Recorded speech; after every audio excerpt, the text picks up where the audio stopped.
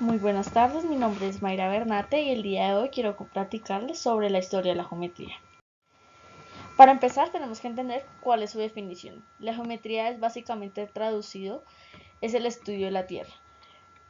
Pero en una definición más compleja se puede decir que es una rama de las matemáticas que se encarga de estudiar las propiedades y las características de las figuras y los objetos con su relación en el espacio, hablando de medidas y hablando de proporciones.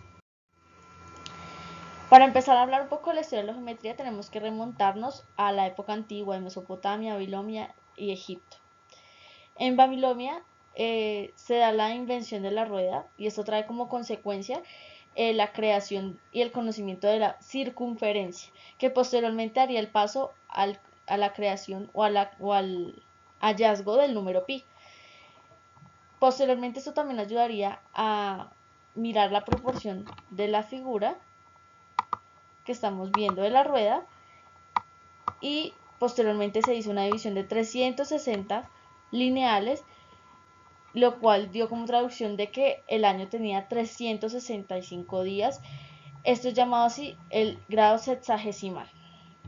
Posteriormente en Egipto, donde nace la palabra geometría, como les venía contemplando, ya que antes, en las épocas de lluvias, tenían que hacer unas nuevas medidas para la redistribución de tierras y por eso se le dio ese nombre a la geometría. En Grecia, posteriormente, se dio la fundación de escuelas por parte de los sabios, como la creación de teoremas. Como lo anunciamos acá, en el año 500 a.C. se dio la creación del teorema de Pitágoras, que daba el conocimiento de la hipotenusa de los triángulos, y el desarrollo de la lógica por parte de Aristóteles, es el primer pensador y sabio que da el origen y el nombre a la palabra lógica, lo cual es muy importante tanto para la geometría como para las matemáticas. Podemos llamar que este es el hito más importante de la geometría, que es cuando Euclides en el año 300 a.C.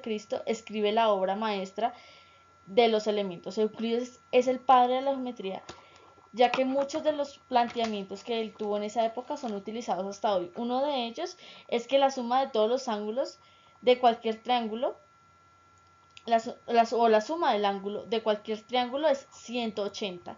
Adicionalmente, en su libro muestra muestra el estudio de líneas, planos, esferas y diferentes formas de manera regular. Gracias a esto, se hace la primera definición de línea, también planteada en su obra, que dice que la línea es un conjunto de puntos que solo tiene una longitud, mas no tiene ancho. Posteriormente, en el 230 a.C., Apolonio presenta su obra de secciones, lo cual también es importante. En la Edad Media no cabe resaltar mucho, ya que en la Edad Media los aportes de geometría no son muy reducidos debido al teocentrismo de la época, pero se logra incorporar la geometría dentro de las 7 artes liberales y esta entra para el estudio en las universidades del quadrivium. Recordemos que en esa época se usaba el trivium y el quadrivium. En el quadrivium se usó la geometría, como podemos contemplar en estas imágenes, alguien que enseñaba al parecer en esa época la geometría con diferentes elementos y enseñando cómo se maneja.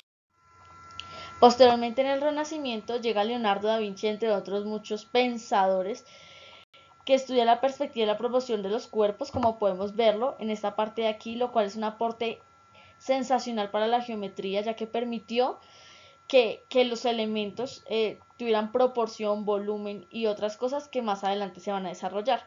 Hasta el año 1639 después de Cristo surge la geometría proyectiva a consecuencia de lo que Leonardo da Vinci había planteado. Y empieza el estudio de esa misma geometría por parte de un pensador llamado Descartes. Ahora hablar de la edad moderna, vamos a hablar de centrarnos en René Descartes, que es el creador del plano cartesiano. El plano cartesiano tenía como objetivo dar una localización a las cosas, las líneas cartesianas dando un punto de origen, un ángulo y unos ejes. Lo novedoso de la geometría, empieza a conocer de la geometría analítica, es que permite representar figuras geométricas con fórmulas. Entonces, este es el inicio en el que la geometría empieza a darse mediante fórmulas, no solo mediante figuras y demás. En la edad contemporánea surge Gauss, que es un gran matemático también, que crea la geometría diferencial, que estudia el espacio de las curvas y se da el inicio del surgimiento de la palabra curvatura, que es una palabra que hasta entonces no se había implementado. En esta época surge el rechazo de muchos pensamientos euclidianos y son rechazados por parte del pensamiento, sobre todo Gauss, es uno de los que los rechaza, y él devuelve un carácter matemático a la parte del análisis matemático. También surge la geometría intrínseca, que se le atribuye a Euler el descubrimiento en 1752 de la propiedad de los poliedros, que son figuras y formas.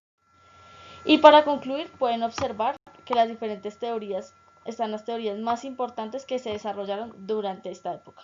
Las teorías del poliedro, las teorías de antes del inicio de la geometría.